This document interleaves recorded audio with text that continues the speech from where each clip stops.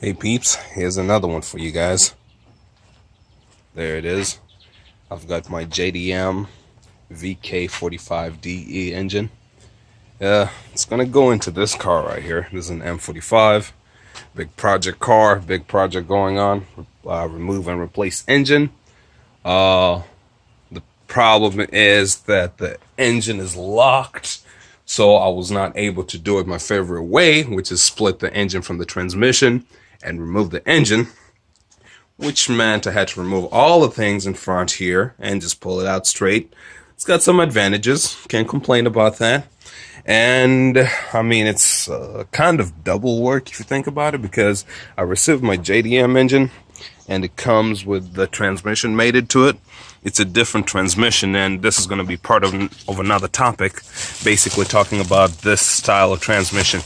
Watch this right here.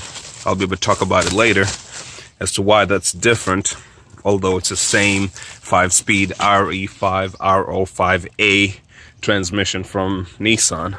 So here's a parcel. We're gonna split that, open it, look at it, try to see what the differences are. I think this time, knowing that maybe there's a little bit of confusion out there, talk about it a little more, better detail, cleaner detail. I've got a better camera too as to the differences between what the engines are. So yeah, that's a project. If you got any requests, let me know. We'll be talking about those. But as I said, this is my new engine project. It's much better than the last one I got. The other one was a little juicy, so to say. It was dripping all over. So this one looks pretty good right now. So we're gonna reveal it maybe at some point. For now, I'm gonna go chill out, enjoy my freedom while I have it. All right.